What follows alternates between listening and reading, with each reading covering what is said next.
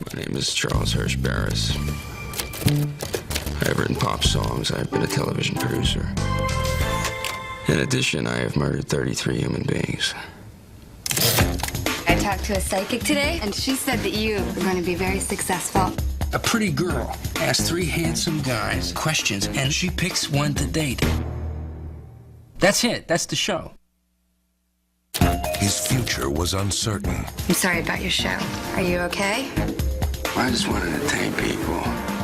His every move was being watched. I could use your help. I work for the Office of Diplomatic Security. Is that the CIA or something?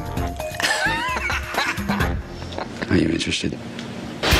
I can teach you at least 30 different ways to kill a man, Mr. Barris. The edge of your hand against your adversary's Adam's apple.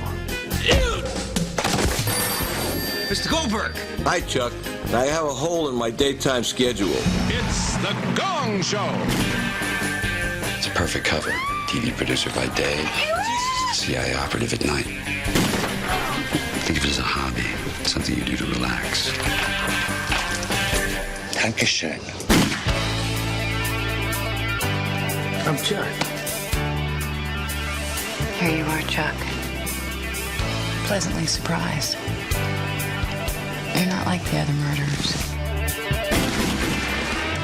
When you lead 2 different lives, it's easy to forget what side you're on. Penny, Patricia, how'd you find me? Are you serious? This is what I do for a living. What does she mean that's what she You're does dead for in a my living? book. Do you want me around or not? Everything's complicated, Pen. You work for me. There's no backing out now. We let you in on everything.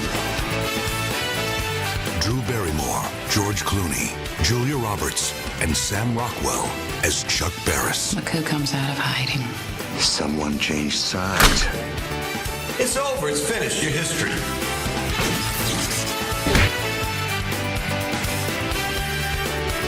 You're a dead man. Confessions of a Dangerous Mind.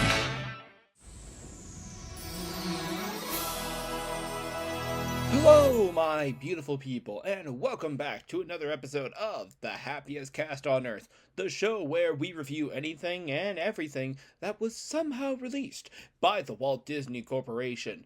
I am your host, as always, Ryan Johnson. Sadly, I was unable to get a guest for this week's episode, but hey, that's fine because, that means this will be a relatively short episode, and that means that I can be done recording for the day, and I can move on to be doing other things. Not that I don't like doing this show, but, it's a side thing, and I would kind of like to be done with the side thing for the day.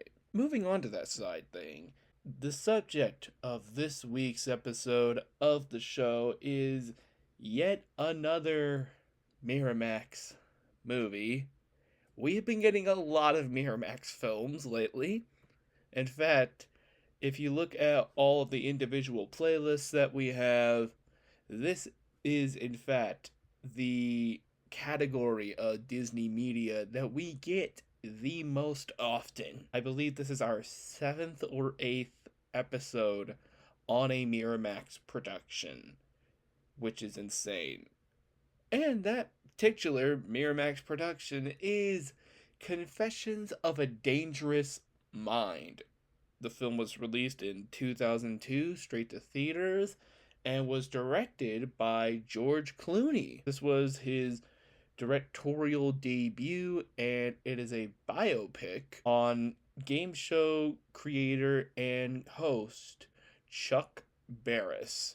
Now, full stop. I initially did not think that I had heard of this movie before the Wheel of Names chose it. I was wrong. I actually have heard of this movie before. So, I watched a Nostalgia Critic episode on Man of the Moon, and there was a portion where he was talking about biopics that are really over the top with the things that they make up about the subject. And I distinctly remember one of them being this movie that made so much stuff up that they straight up had an entire plot line that they just made up about the subject being a professional assassin. And I forgot what movie it was, but that always just kind of stuck with me. I was like, that's so weird. It's such a bizarre thing to make up for your movie about a real person. Lo and behold, it ended up being this movie, and I've never heard of Chuck Barris, but to make up the fact that the game show host was also an assassin is pretty insane to me. But hey, I guess it's not as crazy as a game show host becoming president. So, what is this movie about? Well, it's based off of an autobiography of the same name that was written by Chuck Barris. And basically, it's just him chronicling his life in that book. However, he's not a very reliable narrator.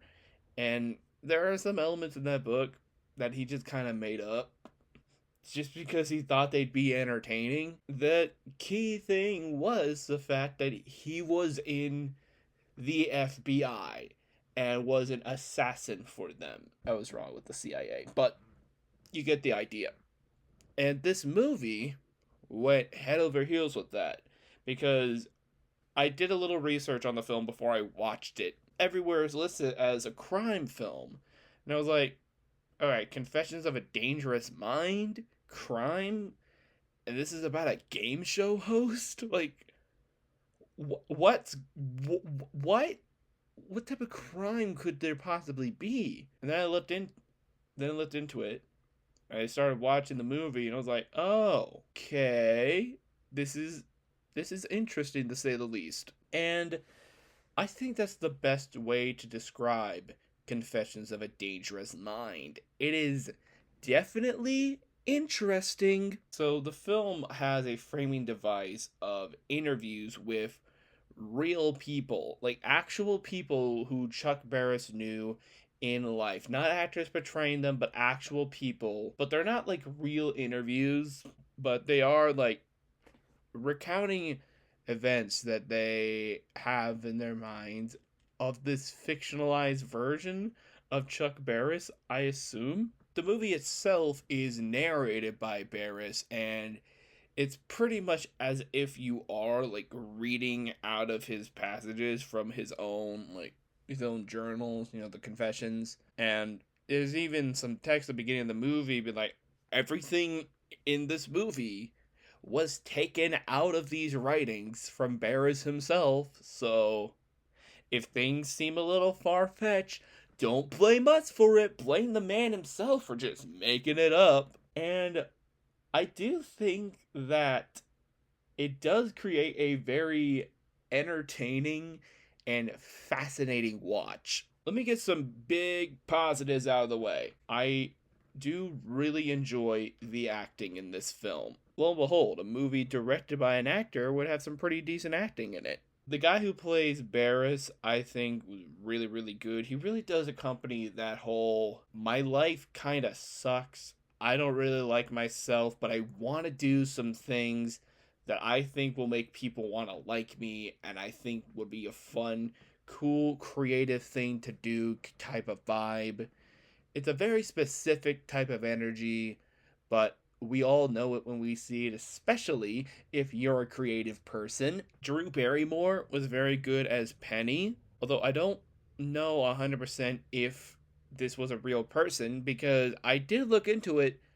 Chuck Barris never married a woman named Penny, and spoiler alert, they do get married at the end of this movie. And all the other actors are really, really good. I believe that's Maggie Gyllenhaal as this femme fatale type of character. Obviously, George Clooney himself cast himself as in the movie, which points to him for not casting him as the lead. A lot of actors turn directors or actors that are also like writers will cast themselves as the lead, and everybody will always get them slack for it.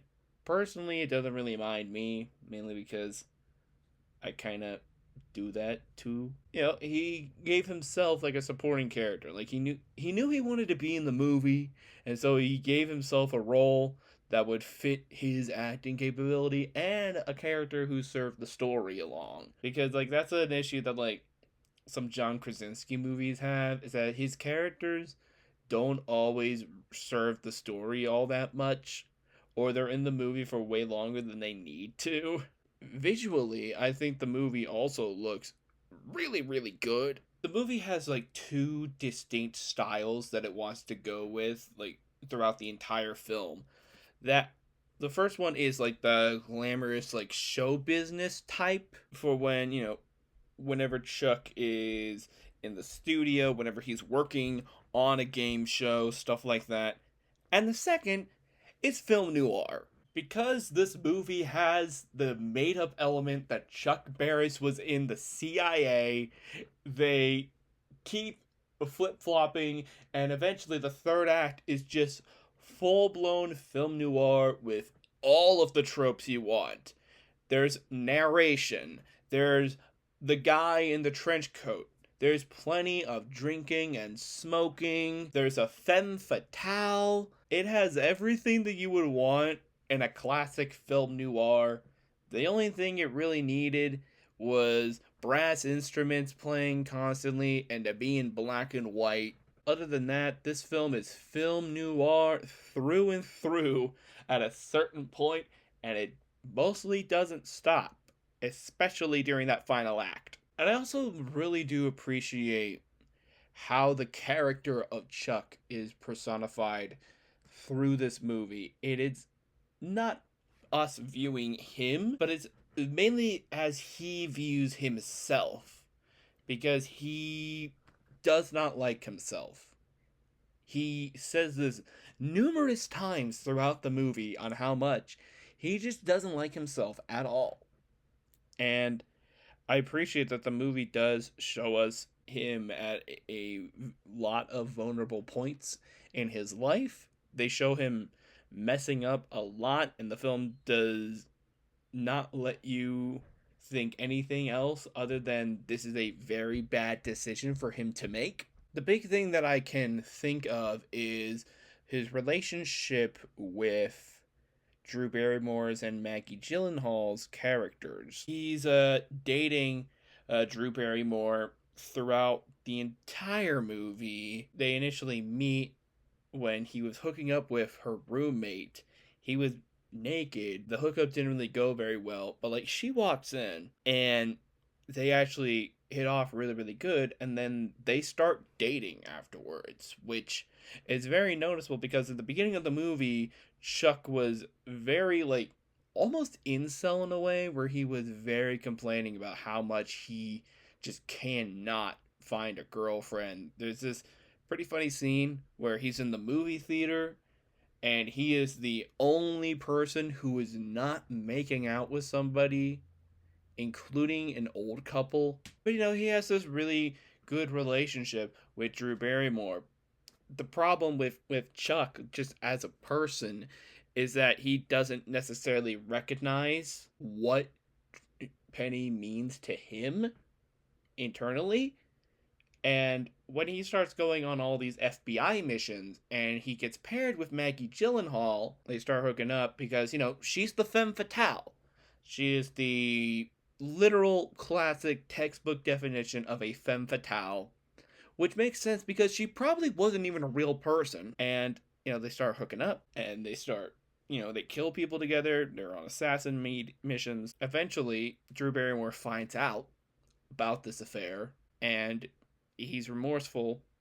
He realizes the mistake he had done and he tells her that she loves her for the first time in the movie, because he hasn't told her that she loves her like at all. There was even this scene earlier in the movie where they were playing Scrabble. She brought up to him, hey, why don't we get married? I mean, we live together, we talk all the time, we make out all the time, why don't we just get married? I mean, I'm nothing like your mother. And he's like, why do you have to bring up my mother? So he was like very much against the idea of them getting married, and lo and behold, they got married. Now, does that excuse the actions that he did? No, and even the character knows that. It's a good story, man. It's a good story. A little slight, negative thing that I have towards this film is that I felt that the game show side was a little bit underdeveloped.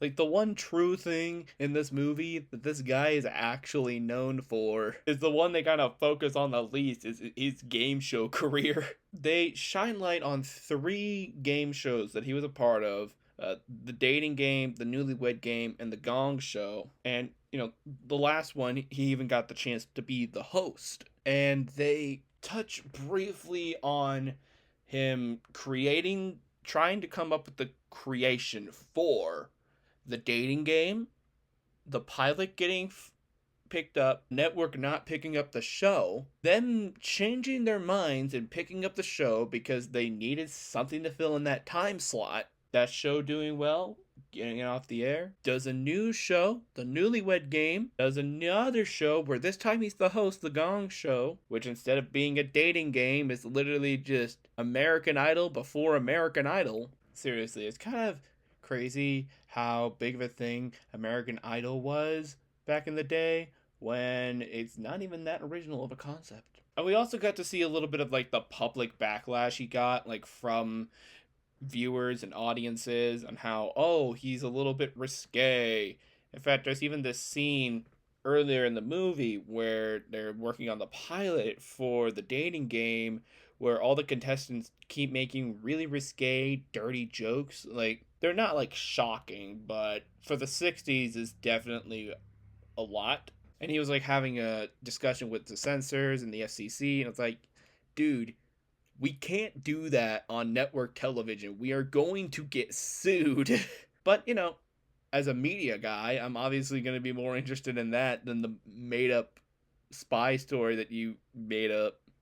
So I would have liked to see more of that. And I think that's just kind of my biggest problem with this movie, is that I feel like the stuff that's real was probably more interesting than the made up generic spy movie. But it's still fun at the end of the day. There are still plenty of fun elements. It looks great visually, all the actors are great, and can I just say, first time actor turned director George Clooney knocked it out of the freaking park with this one. I mean, this movie looks great visually. There are tons of great camera angles, tons of weird, artsy editing decisions, especially when towards the end of the movie where we go deep inside of Chuck's head and we see how messed up he's become after all of the killings, and we just see tons of great visuals coming from George Clooney, and you can see why he's directed several movies after this, on top of also being a good actor. So if you guys want to check out a movie that is literally just 2 types of movies squeezed together and has all of the fun and cliches of both of them, then I think you're going to really enjoy Confessions of a Dangerous Mind. This film was a lot of fun, and from a scale of 1 to 5, I would give this a good 3.5. It's not the best, or definitely not the most accurate biopic ever made, but if you're in the mood for a decent crime thriller with some fun show business flair, definitely give this one a watch. But anyway, guys, that will be it for this week's episode of The Happiest Cast on Earth. Thank you so much for listening. Please be sure to subscribe to the YouTube channel and to follow us on Spotify so that you can always keep up for when new episodes are released. I just put out some Animal Logic Revisited on Weird TV, and I should have a new episode of Thomas and Friends Abridged out by the end of the weekend. So please be on the lookout for that. And please be sure to join us next week on The Happiest Cast on Earth, where we shall be looking at Lego Marvel Superheroes, Black Panther, Trouble in Wakanda. But until then, I will see you later. Bye!